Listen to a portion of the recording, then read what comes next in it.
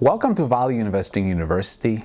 My name is Mariusz Konieczny, and in this video I will be talking to you about the balance sheet, which is one of the three main types of financial statements. So let's get started.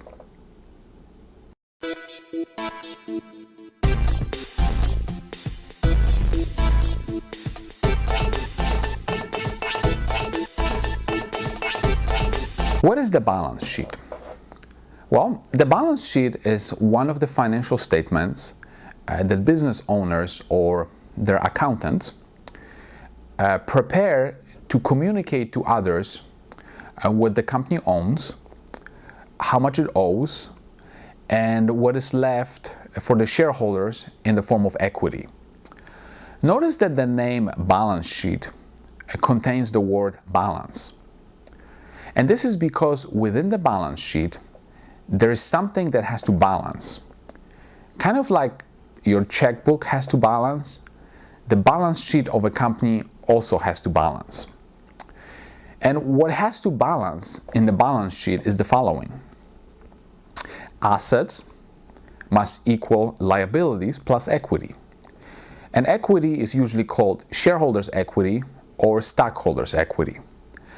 In other words, the dollar amount of assets must balance or be equal to the dollar amount of liabilities and equity combined. The best way to imagine this is with a house, and you own a $100,000 house, and this is your asset. If you have an $80,000 mortgage, your equity is the difference, or $20,000 in this case. In other words, your asset of $100,000 must equal $80,000 of mortgage plus $20,000 of equity. So let me show you some of the examples of various balance sheets that are always in balance.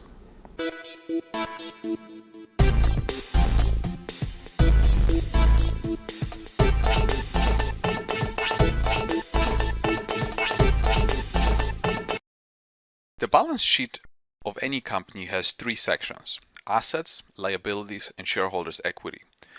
What you see on the screen is the balance sheet for Arctic-Cat, which is a company that manufactures snowmobiles and ATVs. The first section of the balance sheet is assets, which are followed by liabilities and then shareholders' equity. I told you before that the balance sheet has to balance, which means that assets must equal liabilities plus shareholders' equity. In this example, on March 31st, 2012, total assets of Arctic-Cat were $255.4 million. Total liabilities were $114 million plus $2.9 million. Total shareholders' equity was $138.5 million, and when we add $114 million plus $2.9 million plus $138.5 million, we get $255.4 million, which is exactly the number here. And this number is equal to this number, which represents total assets. In other words, Arctic-Cat balance sheet balances because assets are equal to liabilities plus shareholders' equity. But let me show you another example. This is the balance sheet of Flow International Corporation, which makes waterjet cutters to cut all kinds of materials, such as metal or marble. On April 30th, 2012, the total assets were $167 million. Let's see if liabilities and stockholders' equity combined equal this amount. You see at the bottom here, total liabilities and stockholders' equity equal to $167 million, which is exactly the same as the total for assets. So yes, this balance sheet also balances.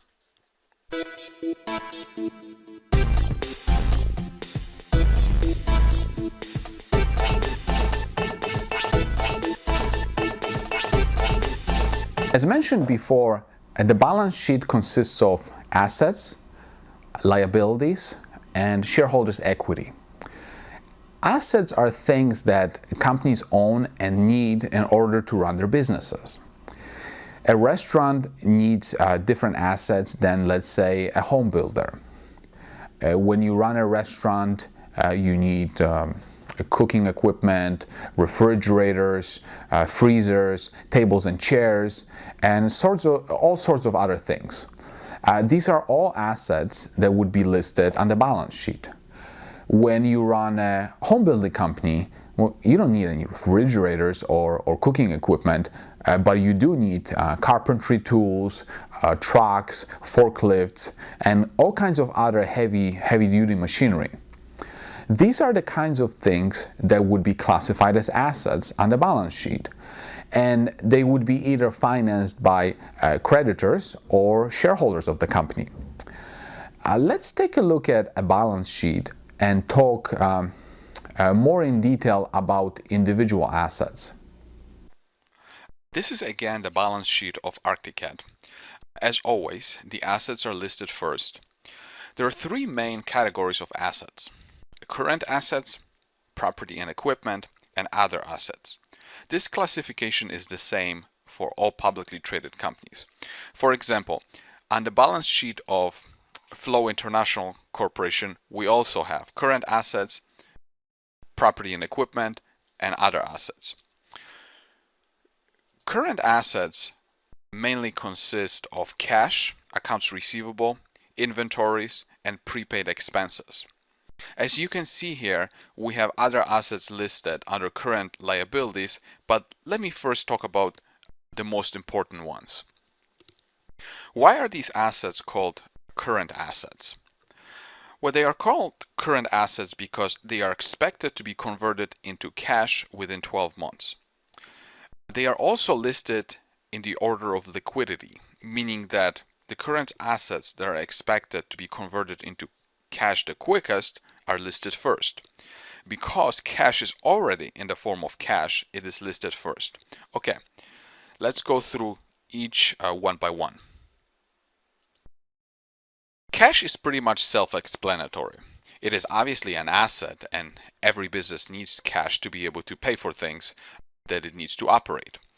Cash includes coins, paper bills, and on-demand bank deposits. Cash equivalents are instruments that can be immediately turned into cash, such as certificates of deposit, treasury bills, or money market funds. Accounts receivable is a very important asset. It represents the amount of money that customers owe to the company. And here's what I mean. You see, most businesses do not receive a cash payment right away when they sell their products or services. Instead, they extend credit to their customers with typical terms like 30 or 60 days. As a result of this, the business sends out a product or performs a service, and the customer promises full cash payment in 30 or 60 days. And this promise to pay is the customer's liability. It's kind of like as if the customer purchased something on a credit card which has to be repaid in full by the end of the month. While this promise is someone else's liability, for the company it is an asset, and it needs to appear on the balance sheet. The reason why this asset is listed as one of the first items is because when collected, it will be converted into cash. Notice one thing here. See how it says less allowances? What this means is that the company estimated how much of accounts receivable will never be collected and subtracted it from the total. It means that the company already accounted for possible delinquencies from the customers. The next important current asset is inventory. The kind of inventory that a business owns is obviously different from one business to another. Arcticad will have snowmobiles and ATVs as part of their inventory. Flow International Corporation, on the other hand, will have water jet cutting machines in their inventory. Inventory is one of the most important assets because a company's generate revenue by selling their inventory to their customers. And they can either manufacture their inventory from scratch, or they can purchase it from a manufacturer for resale. But here's another thing. Inventory is not just finished products like snowmobiles in case of Arctic or water jet cutters in the case of Flow International Corporation. Inventory consists of raw materials, but it also includes other things. Actually, inventory is broken into three components: raw materials, work in progress, and finished goods. And raw materials are pretty self-explanatory, and they include metals, wood, plastic, or any other basic components.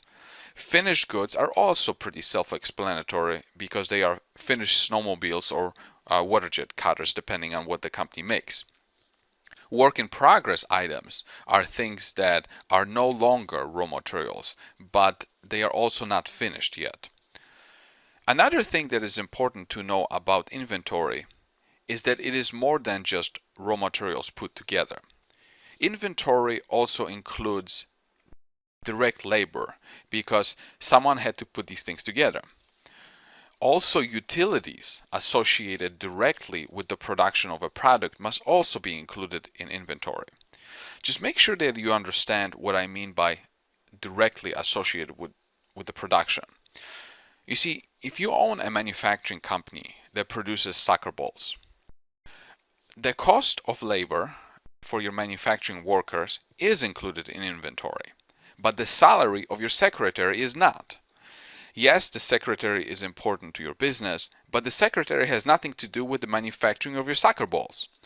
The same applies to utilities. The utilities required to run your factory are included in inventory, but the utilities required for the office are not included in it.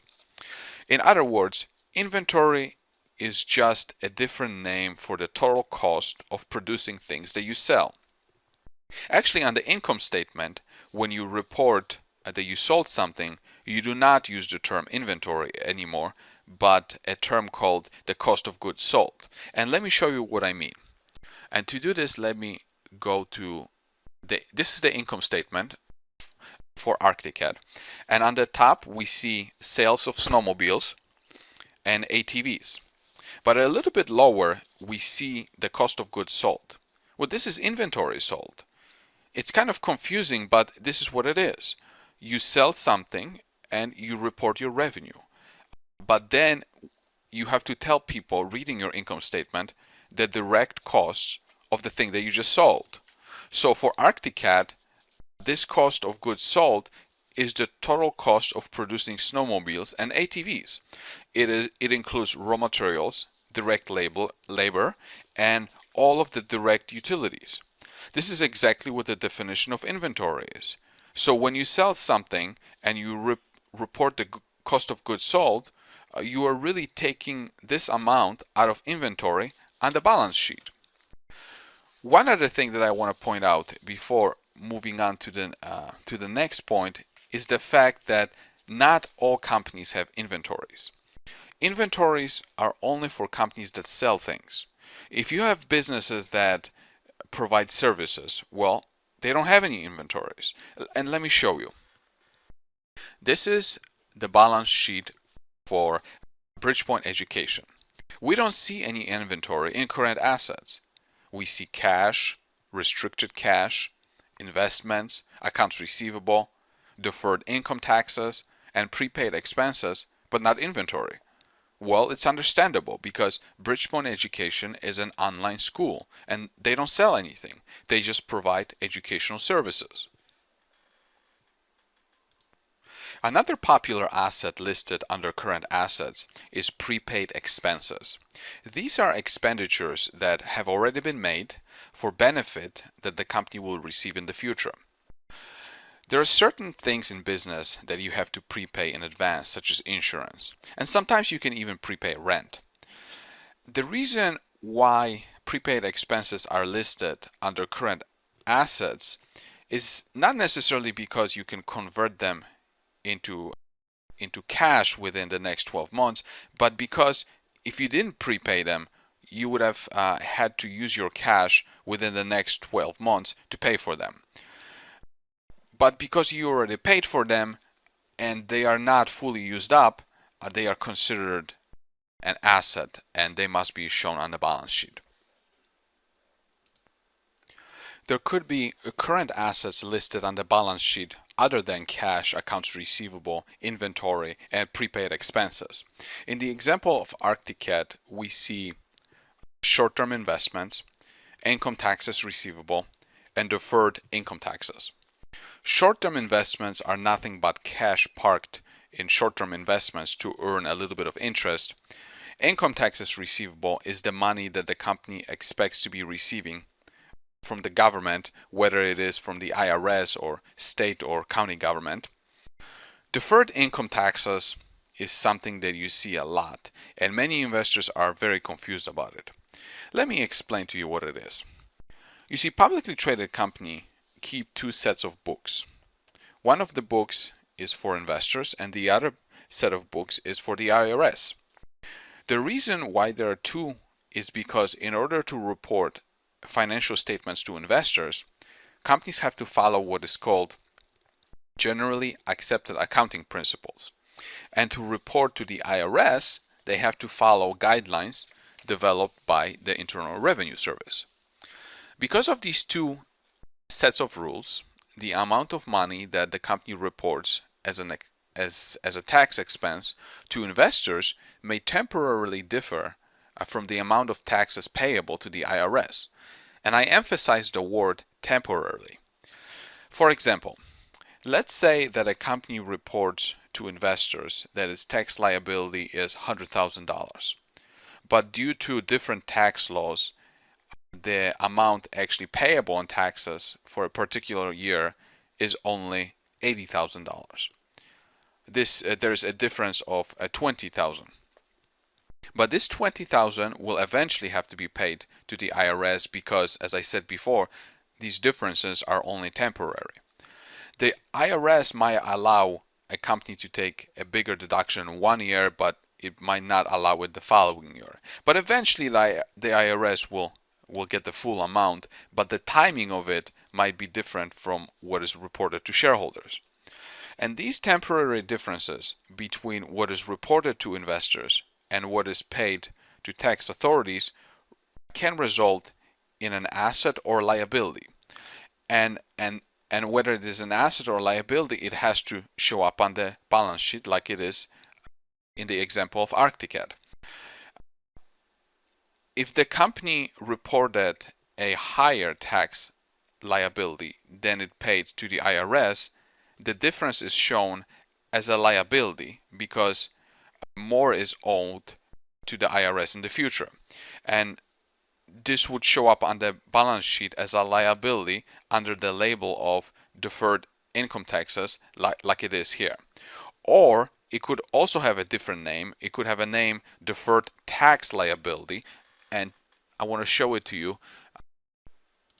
This is the balance sheet of Mitcham Industries, which is a different company, and in this case this item is listed as deferred tax liability. Let's go back to Arcticat. But now, if the company reported a lower tax liability than it paid to the IRS, then the difference is shown as an asset because the company will be able to deduct more in the future. In other words, the IRS owes the company money, and this would show up on the balance sheet as an asset under the label of deferred income tax like it is here. Or if we go to Mitcham Industries, it would be shown as deferred tax asset. The next major asset category on the balance sheet after current assets is the property, plant, and equipment category. These are the company's assets that are not intended to be sold or resold to customers like inventory is. They are also called fixed assets, and they are used on a repeated basis to provide services or manufacture products. They may include things like land, buildings, machinery, furniture, and tools.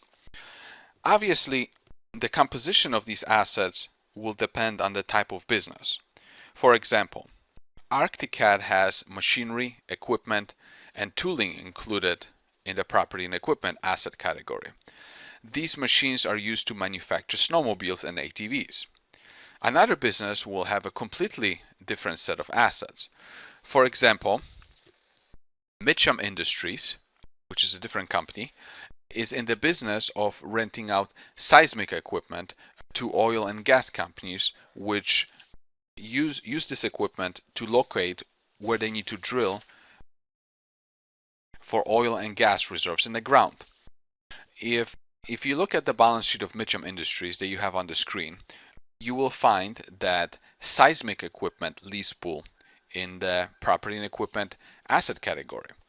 And depending on the choice of the company's CFO, property and equipment can be reported as gross or net. And here's what I mean. When a company purchases a piece of equipment, it is reported on the balance sheet at cost. But the entire cost is not expensed all at once on the income statement. If the piece of equipment is purchased and it will last, let's say, 10 years, then each year 1/10 of the cost is expensed on the income statement through what is called a depreciation expense. On the balance sheet, the piece of equipment is also depreciated. In other words, it is being written down by 1/10 every year until it is fully depreciated. It might still be useful after 10 years, but it would not show up on the balance sheet as an asset anymore. And the yearly write-down of property and equipment is reported as accumulated depreciation, which is all the depreciation expenses for each year combined. For example, with Arcticad, we see 146.3 million of machinery, equipment, and tooling, and 29.1 million of land, building, and improvements. The total is 175.5 million, which is the original cost of acquiring these assets.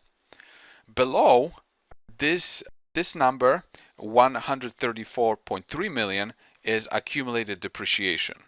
And this 134.3 million has been already expensed on the income statement over the years as a depreciation expense. The net amount of property and equipment is only 41.1 million. And as you can see, this company chose to show you exactly how much accumulated depreciation there is, but some other companies just report the net number. If we look at the balance sheet of Flow International Corporation, you can see that they chose to show you the net amount of property and equipment. And probably somewhere else in the report, a more detailed breakdown of property and equipment is located, and it will probably include the accumulated depreciation broken down. The third category of assets is other assets, and these are the assets that do not really fit into current assets or property, plant, and equipment category. They include items such as patents, copyrights, goodwill, trademarks, secret processes, trade names, and non-current receivables. Arcticad doesn't have that many other assets, so let's take a look at another company. This is the balance sheet of Bridgepoint Education, and here we have investments, student loan receivables, goodwill, and intangibles in the other assets category. I'm not going to discuss them all because some of them are very specific to this particular business. For example, you will not find student loan receivables in companies other than online schools such as Bridgepoint Education. While I'm not going to talk about these other assets in detail, the one that I do want to talk about is goodwill. You will find goodwill on the balance sheet of companies that grow by acquiring other companies. You see, when you acquire a company, you pay a certain price for it. Under accounting rules, you have to break down what it is that you're paying for. When you're buying a building, it is easy because you can say that I'm paying X price for this building and I'm allocating the entire purchase price to the building, which is a tangible thing. When you acquire businesses, it's not that simple. Yes, businesses come with equipment and other properties, but they also come with things such as client lists, brand names, and other intangible assets that might be much more valuable than the tangible assets, but they are very hard to put a value on them. Consequently, you allocate your purchase price towards tangible assets that you can quantify, and anything above that, up to the purchase price, is allocated towards goodwill. So when you have a company that acquires a lot of businesses and pays more for them than the tangible assets are worth, then you will see a lot of goodwill on the balance sheet.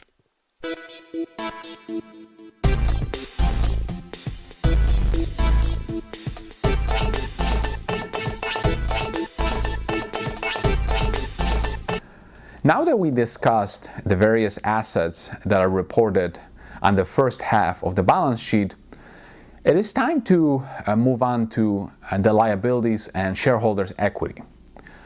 Let's start with liabilities first. And again, let me repeat the most important thing. Assets must equal to liabilities plus shareholders' equity. Don't forget this equation. In order for various assets to be owned by the company, they first have to be purchased or developed internally. And in order to acquire them, you need capital. And this capital can come from creditors or shareholders. But capital does not only include money. Labor is also capital, and labor is needed to manufacture your inventory. Remember when we discussed inventory? Inventory consists of raw materials and the direct labor needed to put these raw materials together. So if the company did not pay its workers yet, the amount that is owed to them is a liability that needs to show up on the balance sheet. Also, when I say that a capital for these assets can come from shareholders, don't just think of it in terms of shareholders putting up the original money to start the company. I mean, yes, the startup capital is part of it, but profits can also fund the acquisition of various assets. And the profits belong to the shareholders because shareholders are the owners of the company. And when the profits are used to pay for the assets, it represents capital coming from shareholders. So let's take a look at liabilities in more detail. Liabilities are located right after assets on the balance sheet. And liabilities represent what the company owes to various groups or businesses, such as employees, suppliers, customers, creditors, and governments. The capital from these entities was used to fund the acquisition or the development of assets listed on the first part of the balance sheet. And liabilities are categorized into current liabilities and long-term liabilities. Remember when we talked about current assets? I said that they were current because the company expected them to be converted into cash within 12 months. Well, current liabilities are obligations that the company will have to pay off within the next 12 months. The most common current liabilities are accounts payable, accrued expenses, income taxes payable, and current portion of long-term debt. Let's talk about each of them. Accounts payable represent amounts that a company owes to its creditors, which may include vendors or suppliers and even banks. The reason why the company owes money to creditors is because these creditors provided a product or service to the company, but the company did not pay for it yet. For example, in a normal course of business for a phone company, utility company, and cable company is to provide services and then bill for them later. Also, when we talked about accounts receivable in the assets section, you learned that most businesses sell their products and then by doing so, they extend short-term credit to their customers. Well, accounts payable is the reverse of it. The company is the customer, and the supplier or vendor is extending the credit. So to the company receiving the credit, it represents accounts payable, but to the vendors, it is accounts receivable because they expect to get paid in the future. In our ArcticCAD example, accounts payable on March 31st, 2012 were $61.2 million. In the production of snowmobiles and ATVs, ArcticCAD requires all sorts of things from suppliers such as parts and components to build snowmobiles, which at the end up in inventory on the asset side. For most of it, the company is given short-term credit, which goes under accounts payable, and this has to show up as a liability on the company's balance sheet. Accrued expenses are kind of similar to accounts payable in that they are amounts that are owed to others for something that has already been performed, but the company did not pay for it yet. Some of the things that are included in accrued expenses are wages and interest on debt. When you hire people to manufacture something like ArcticCAD snowmobiles, you obviously have to pay them for their labor, but you don't pay them every hour. It would be totally insanely inefficient to do that. They might make, let's say, $20 per hour, but they might get paid only once a week or every other week. In other words, your employees work for you for a week or two and then you pay them. But up until the point that you pay them off, you owe them.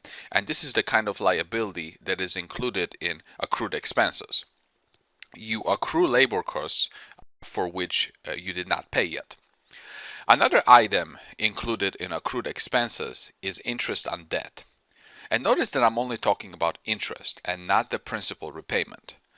You see, when you borrow money from a bank, you keep accruing your interest until you make the periodic payment, which could be monthly or quarterly depending on your agreement with the lender. Income taxes payable are amounts that a company owes to various taxing authorities, such as the IRS. Some companies report these debts under income taxes payable, and others just put it with accrued expenses. You see, when we take a look at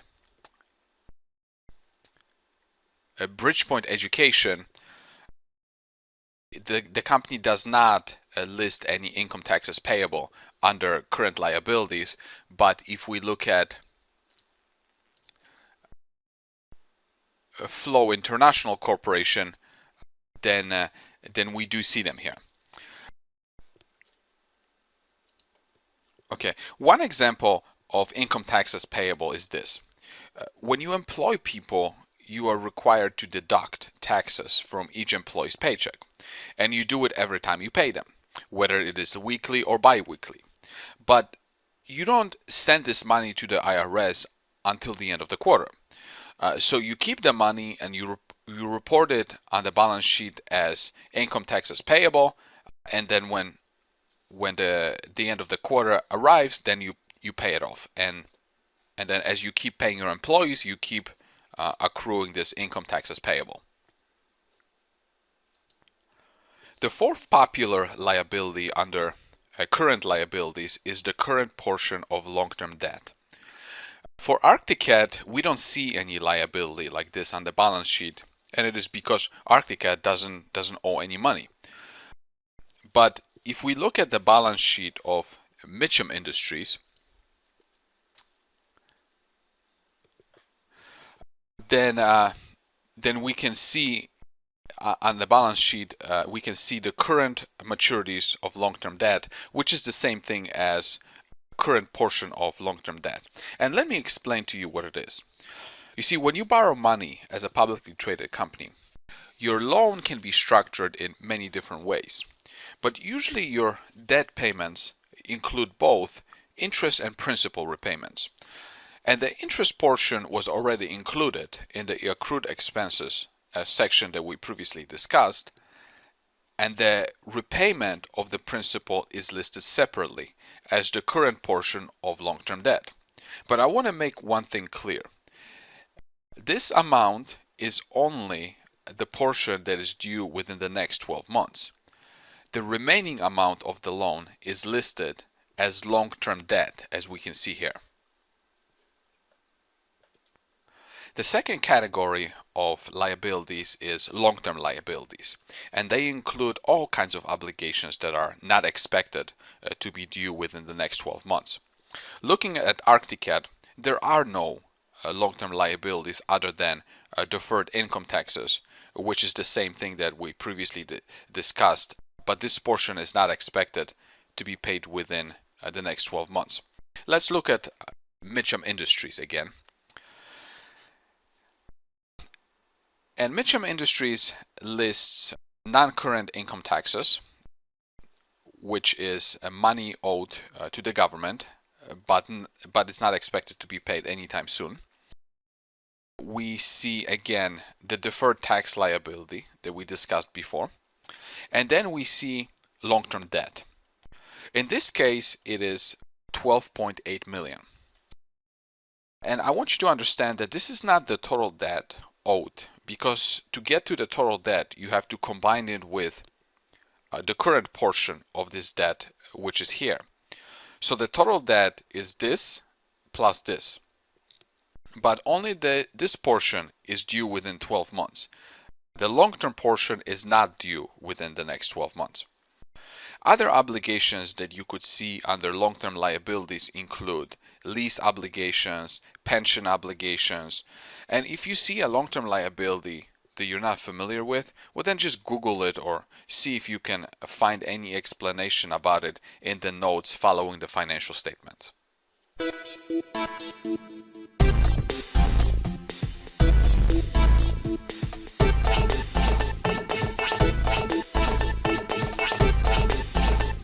So far we have seen various types of liabilities that were used to fund a portion of the company's assets.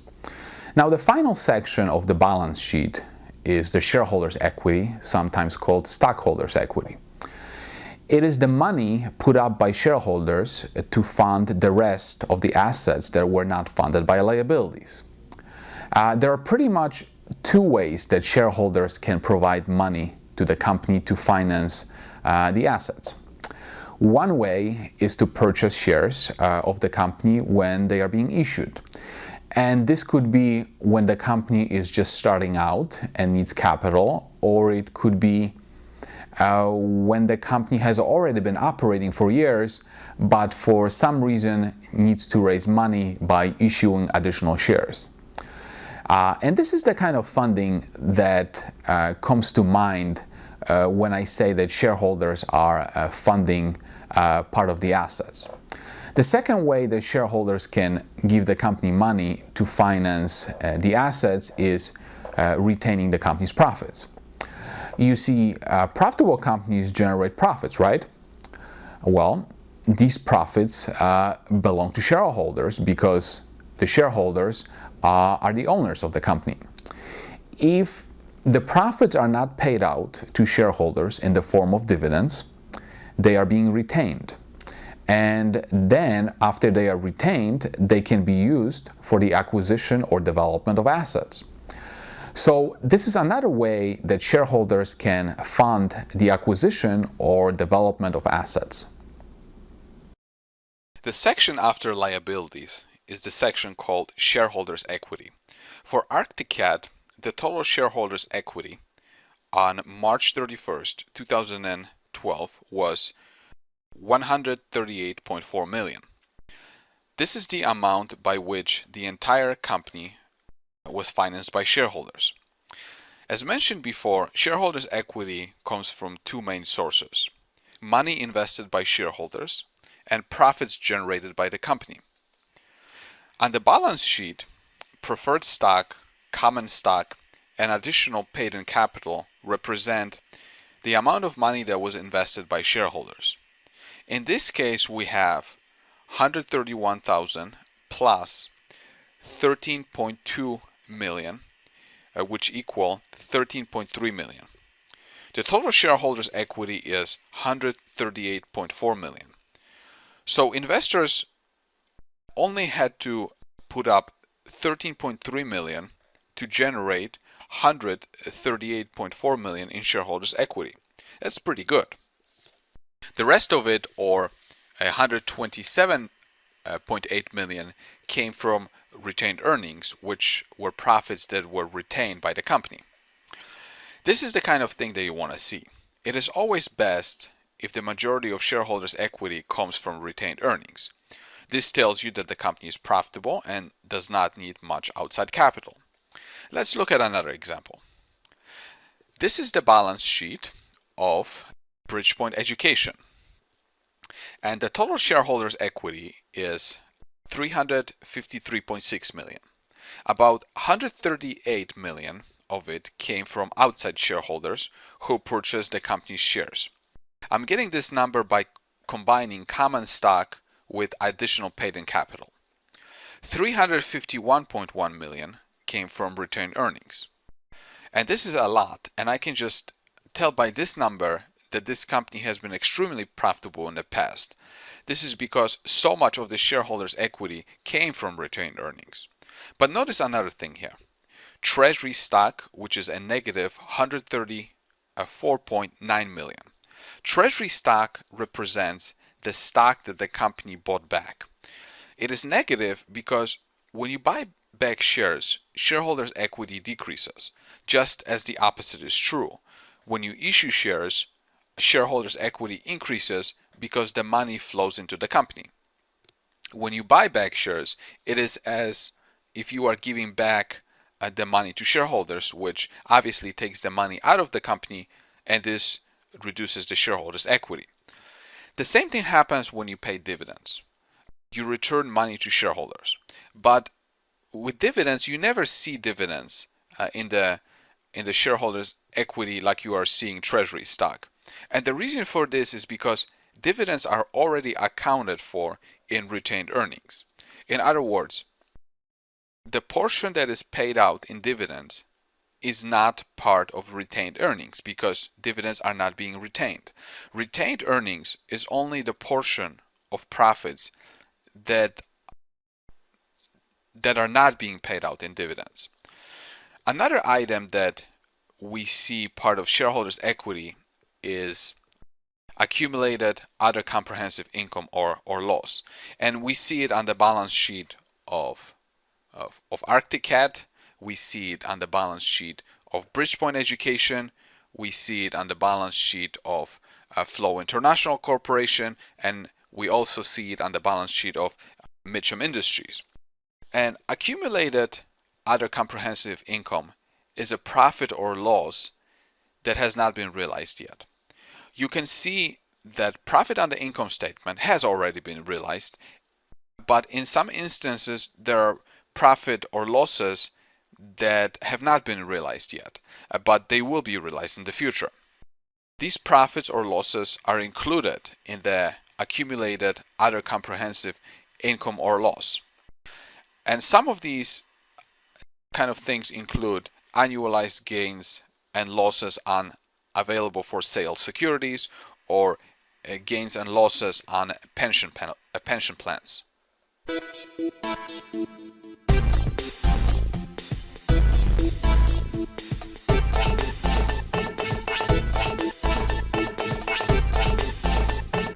In this video, you learned how to read the company's balance sheet, which shows what the company owns, how much it owes to creditors, and what is left for shareholders. The more companies that you study, the easier it is to read and understand the balance sheet.